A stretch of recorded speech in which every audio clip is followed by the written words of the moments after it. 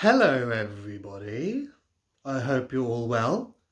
I am here to read you all a story, and I had to think really hard what kind of story to read all of you, and I thought I could read you one of my favourite stories, and I hope it's one of your favourite stories as well. It is The Smartest Giant in Town. So I hope you're all nice and comfy, mums, dads, carers. Hope you got a nice cup of tea. And I'm going to read you the story. George was a giant, the scruffiest giant in town. He always wore the same pair of old brown sandals and the same old patched up gown. I wish I wasn't the scruffiest giant in town, he said sadly. But one day, George noticed a new shop. It was full of smart clothes, so he bought a smart t-shirt, a smart pair of trousers, a smart belt, a smart stripy tie, some smart socks with diamonds up the sides, and a smart pair of smart shiny shoes. Now I'm the smartest giant in town, he said proudly. George left his old clothes behind in the shop. He was about to go home when he heard a sound. On the pavement stood a giraffe, who was sniffing sadly. "What's the matter?" asked George. "It's my neck," said the giraffe. "It's so very long and so very cold. I wish I had a long, warm scarf." "Cheer up," said George, and he took off his stripy tie. "It didn't match my socks anyway," he said, and he wound it round and round the giraffe's neck. "It's made a wonderful scarf."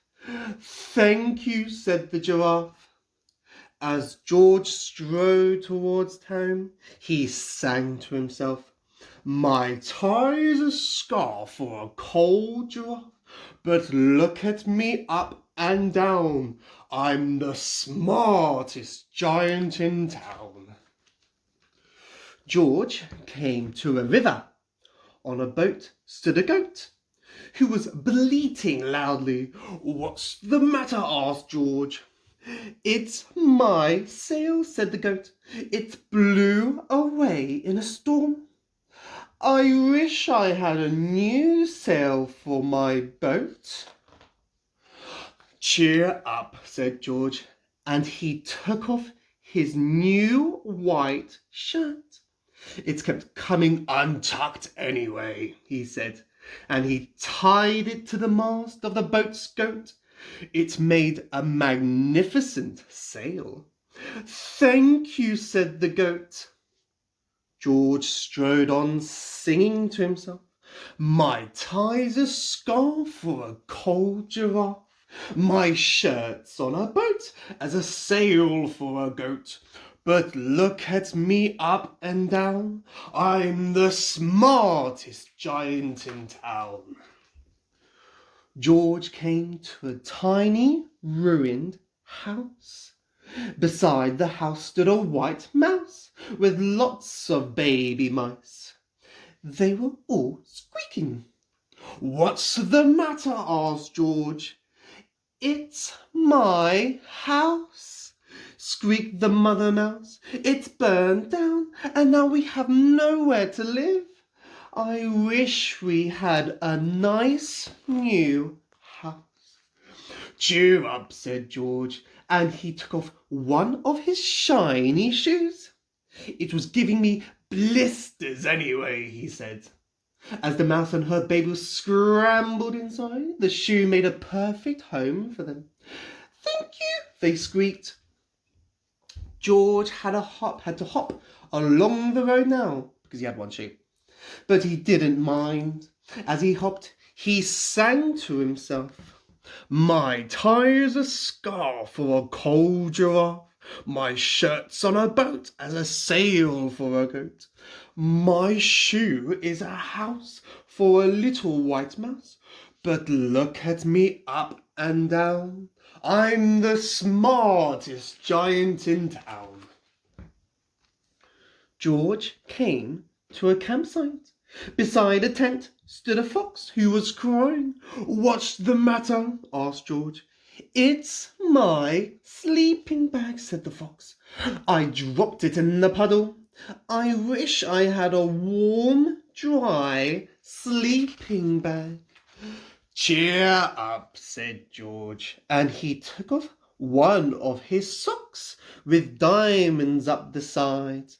There it is. It was tickling my toes anyway, he said, as the fox snuggled into it. It's made a very fine sleeping bag. Thank you, said the fox. George hopped on, singing to himself.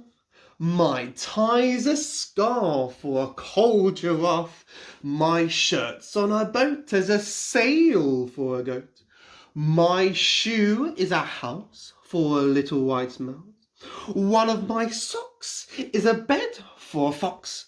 But look at me up and down. I'm the smartest giant in town.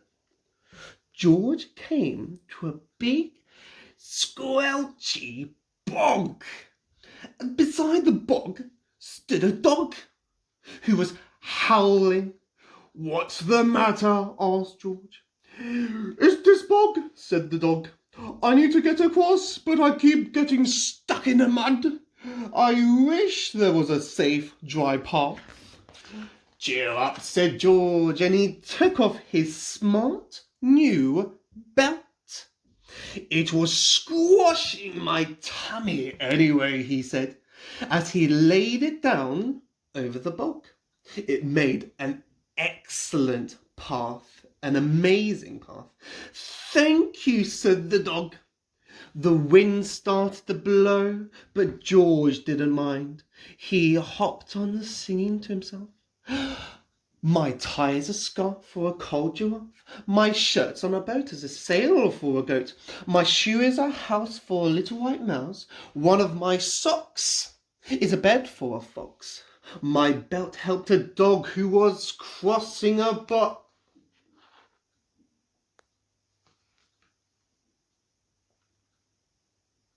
Oh dear. But my trousers are falling down. I'm the coldest giant in town. Suddenly, George felt sad and shivery and not at all smart. He stood on one foot and thought, I'll have to go back to the shop and buy some more clothes, he decided. He turned around and hopped all the way back to the shop. But when he got there, it closed. Oh no, cried George. He sank down onto the doorstep and a tear ran down his eye and down his nose as well. He felt as sad as all the animals he had met on his way home. Then, out of the corner of his eye, he saw a bag with something familiar poking from the top. George took a closer look. My gown, he yelled. My dear old gown and sandals. George put them on. They felt wonderfully comfortable. I'm the coziest giant in town, he cried, and he danced back home along the road.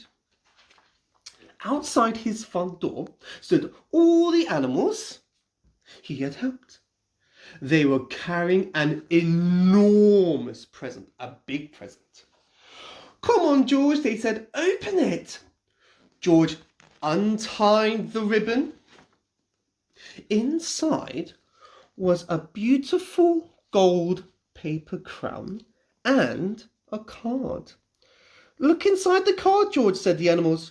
George put the crown on his head and opened the card. Let's see what it says. Let's see if I can get this right. Here we go. Actually, there we go. Your tie's a scarf for a cold giraffe. Your shirt's on a boat as a sail for a goat. Your shoe is a house for a little white mouse. On one of your socks is a bed for a fox. Your belt helped a dog who was crossing a bog. So here is a very fine crown to go with the sandals and gown of the kindest giant in town. And that's the end. Oh my goodness. Wasn't it so nice that the giant shared all of his belongings, all of his clothes for the animals, and it made them all so happy. So they made him a gold paper crown and they made him a lovely card. And it looked like George was so happy with that. So I hope you all enjoyed my story. And I also hope that you're all staying safe, staying at home. And I hope that we will all see each other very soon. But until then, I shall see you all later. Bye.